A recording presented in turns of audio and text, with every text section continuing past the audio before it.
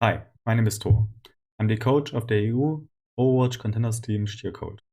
My goal is to coach in the Overwatch League. And to accomplish this, besides obviously coaching contenders, I want to do a hit piece of an Overwatch League team every week, where I go over their weaknesses and especially say how I would exploit their weaknesses in a match and how I would especially practice with a team to do this. If you like the video, make sure to share it on social media, and let's start with the first composition. Let's start talking about the first composition, the Ball, Diva, Ashe, Echo, Ana Mercy dive basically, or like a spam dive hybrid, however you like to talk about this. And the first thing that really kind of stood out for me is that Dante and Dreamer don't really hold angles, or their staging process to accomplish a dive is, in my opinion, really inefficient. Yeah, I think what you can do against this, or like how you can abuse it, is that you basically just take space really easily. Like you can set up your DPS on angles, you can push out Dante and Dreamer from those angles, so they only engage in a really linear way, where you can obviously be perfectly prepared for that. So let's take an example, or let's take a look at an example. We see here basically the Rain playing double sheet composition. And it doesn't really matter what they're playing, but we see obviously like how the Outlaws are positioned, which is I think really nice. Like we have, like this one angle here, we have the Dante shooting from the other angle, we have the tanks basically controlling the space. Perfect. I think everything is fine so far. Basically now what happens is that Atlanta rotates the right side, and I don't know why, but immediately basically Dante kind of goes to the right side, and Dreamer looks for an aggressive engage, or like prepares himself to dive, which, okay, I get it, he wants to be aggressive. My big question is then from Dante, okay, like why is he going to the right side? Like why not going over here, or like preparing like his dive with Dreamer here on this high ground? I mean, they have a Mercy with there, and the Diva could, like if they would know that it was McCree, I mean, they could just obviously run him over. But yeah, this happens a lot basically, that Dante is going towards Happy, basically takes the same angle, which is super inefficient in a poke roar, basically. If you want to take it slower, and if you want to spam a little bit more for advantages, but also for the actual dive, because we can take a look at this here. Like for example, we can also see like how Dreamer is obviously completely alone. Like this dive does not really does anything. Like even especially slamming as ball is not efficient, because like who cares if, let's say, the Baptiste goes up and down behind the shield, because I mean he's a reset in front, so like nobody can shoot the Baptiste anyways. Nobody even from range can like follow up on the Baptiste. So what you always want to do when you're going for like a slow approach, or when you know, hey, there's no follow up, you want to roll. You want to roll through there and basically boop, so that the Baptiste goes in front of the reset shield, and then there's actual a chance that the range DPS can follow up. But also like focusing more on Dante's position there, or like the general DPS lineup, like they're both stacking together, which is like kind of the worst that you can do, because if you have more damage on one angle, this is not really efficient, because you can just play around natural cover, or like all of your defensive abilities like shields, defense metrics will always cover you against this one angle. Like what I mean with this is, it doesn't matter if like a Bastion stands here and shoots in this direction, is kind of the amount of damage that will always be covered by the shield, by the defense metrics, etc. And your goal is not really to break the shield and then do damage. Like you cannot play, like you don't want to really you want to have immediately damage on the DPS or on the support lineup when you're playing like the composition that Outlaws is playing. So that's why you always have DPS set up from different sides. The one side here, the Ashe kind of shoots the shield, and or he has to put a shield, and maybe, I don't know, Dana comes from here where he has no shield anymore. And yeah, this happens a lot basically, that they are getting together, and we can see it here, like how a super aggressive Kai took this angle but actually survived, because they were not even, I think, maybe not aware of it, or they were not like contesting the space at least. Like the only Diva is here, sure, but it's a really defensive position how she's playing. Like we have like the wall there, like why not take a way more aggressive stance on, let's say, like this side. Like this should be all Outlaws, because they have the mobility to control it, but they're not doing it. They're basically just taking like maybe like this space here tops, or like, you know, only this half to shoot them a little bit from this direction. And yeah, I think this is like a mistake, and you can easily exploit this with actually like taking this space offensively if you're playing against the Outlaw. Alright, just to show a different example, again the Reyna attacking, and we see like how the Outlaws like take different angles, which I think is really good, and then Dunnet for whatever reason basically goes together to Happy, and yeah, again like both of their DPS are shooting from the same direction, so the defense matrix or like a shield will block all of the damage. And yeah, I just want to show this example too, so that you understand it's a really consistent thing that they are doing, the DPS are doing, or the Outlaws are doing as a team, which I think is definitely exploitable. Next point I want to make is that Dunnet's path of retreat is really poor. He's really often in the open when he tries to get back from his aggression, and I think this is punishable. Obviously, maybe you're also asking, okay, like, you know, focusing really much on the Echo player here. Yes, because basically the whole composition is we all play around Echo, and there's like the Echo carry composition. So I think the best way, or one of the best ways to counter this, is to look especially at the Echo player, figure out his what he does a lot, like, you know, like how he plays, how his rhythm is, and then trying to like find mistakes that you can counteract. So a bit too early here. Yeah, exactly. So basically, I think especially the off tank is the one who should be focused there on punishing it. Doesn't matter if you're playing a Diva, if you're playing a Sigma, and obviously the hit scan players, of course. If they have an angle, of course they want to shoot at the Echo, but especially the off tank who should be able to counteract this with either flying aggressively against him, or yeah, pull rock, for example, combos like this. Will hit Dunnet basically pretty hard. Also, like show an example here. We are in Junkertown. Outlaws are attacking. They have a huge ult economy against the Rain, and yeah, basically they're doing. I mean, I don't really want to talk so much about ult economy. It's like really super messy. A lot of kind of, you know, like last minute ultimates, not really combos. It happened also here and there once or twice, but not as consistent. I would say, hey, this is, you know, a common theme. So I don't think there's something you can build off. But basically what we see here is that, you know, Dunnet is ready to play really aggressive. Also, of course, with the Nano ready. And yeah, he obviously plays in the open. It's really like nice pull rock basically to catch him off guard out there, which I think is great. Immediately kind of cancels the ultimate, and he barely kind of gets out, which is, I can say for sure. I don't want to show now 20 examples of this, but this is a common theme that Dunnet is a lot in this open. Doesn't matter if we're playing with the double shield composition or if they're playing the ball composition here. If he like goes aggressive, especially his path of retreating is really poor. That, you know, like especially after a dive or like in other situations, he kind of flies back in almost a straight line back to supports without taking care of a lot of natural cover, which I think is definitely punishable. Another misstep of the Outlaws is that Dreamer is really uncoordinated together with the team, which, I mean, is obvious because he's a new player. He like come in really shortly, but it is still something you can definitely see. Something you can anticipate and also obviously counter. You don't have to focus so much on the on the enemy ball. So especially when it comes then to this, is like what can you do against it?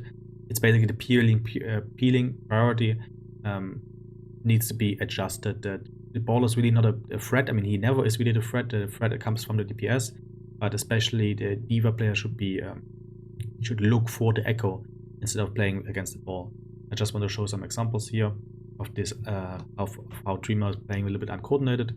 Yeah, just kind of watch Dreamer basically, how he's playing mostly alone. There's no follow-up, and he only goes for the enemy backline. Like, he doesn't even care about the point, which I think sure is a playstyle that he doesn't want to cut touch point. He wants to take care of Hyder and then interrupt him. But to be honest, he does nothing. And for all of the things he does, I would appreciate it way more if he just tries to helps basically Piggy to stay on the point, than interrupting the Ashe for like 2-3 seconds if there's no follow-up on it anyways. But yeah, so that's my main takeaway, that the Diva, especially the enemy Diva, like in this case Hawk, should not be peeling so much for the ball.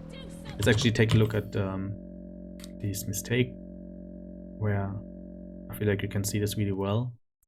But the peeling priority should be adjusted, which is here on this fight. We'll think about the same thing what I just mentioned. The ball is not a threat. He's also not as scary the way Dreamer plays it with this team. So the main focus should be on Happy and done it as a D.Va player. So what we basically will see here is how Dreamer is engaging. Obviously looking for space, looking for an engagement for taking some space, which is obviously the normal thing. And yeah, Orc basically, as we can see here now, is really focused on helping the Ana to survive against the ball. But the ball's, like I said, not really a threat. Like the Ana is full HP. There's also like the Mercy Valkyrie Sheer. And the main threat comes from Dante.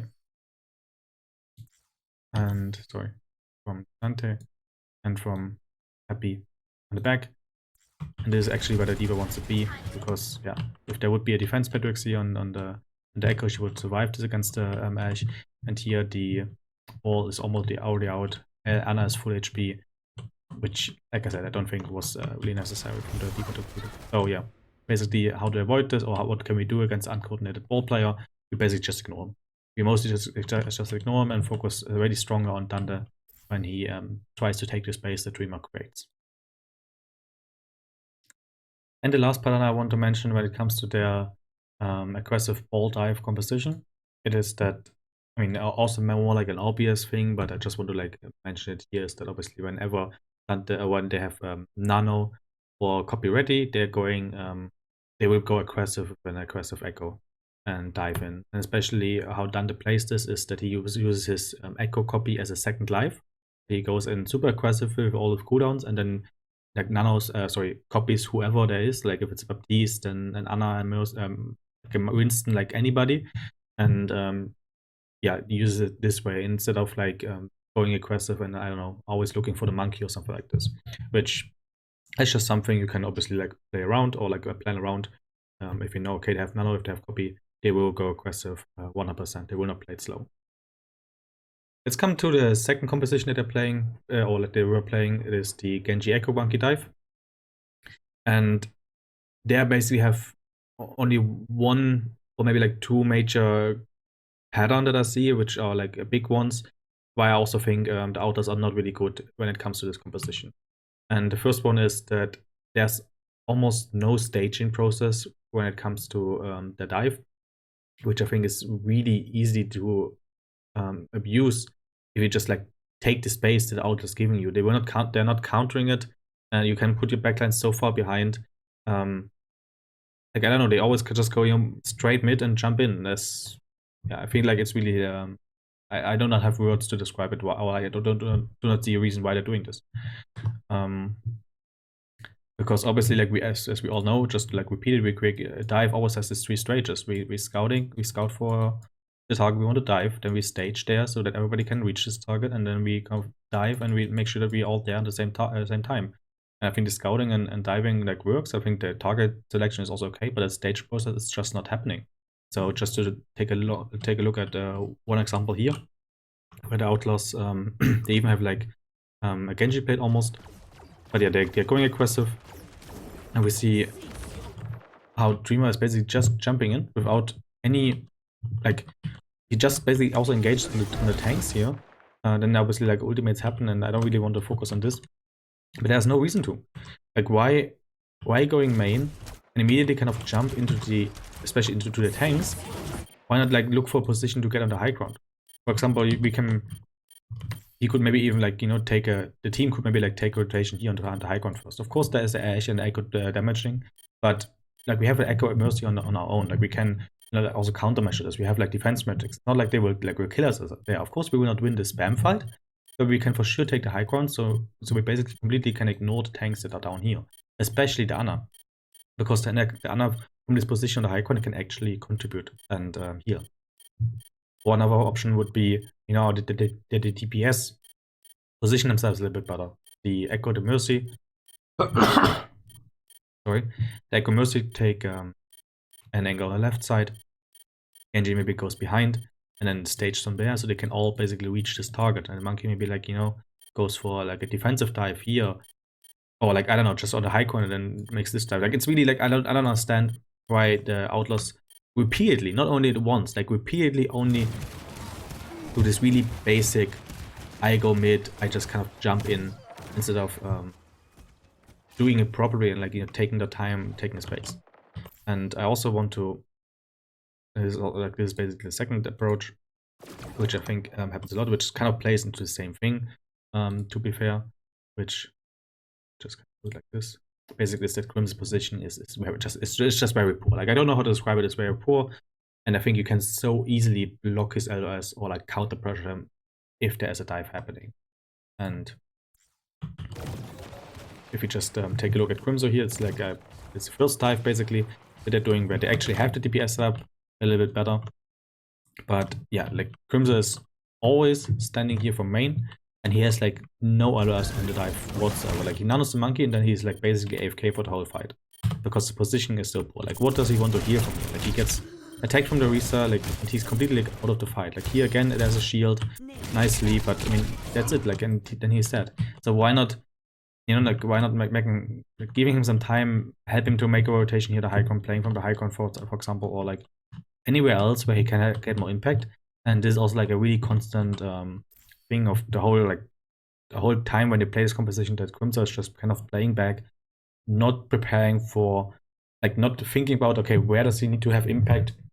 How can he position to be there? And yeah, I think it's easily counterable if you're playing a Risa composition. Obviously, you can just block the healing and engage this way. If you're playing a more aggressive composition, you can just send one ball to take care of the Ana alone, because obviously that's an all-in dive. There will not be much peeling anyways, which is I think the right choice to trade a backline. But either way. And last but not least, the last composition they also brought to the playing field is the Devil's Shield spam composition, which also here that they are keep playing it or keep practicing it more than ever.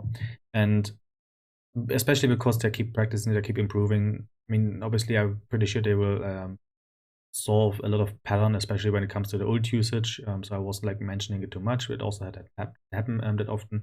But one really consistent thing, which if they don't improve this, they will definitely not be successful. But yeah, something still to point out is that the Outlaws take really like don't really take effective angles.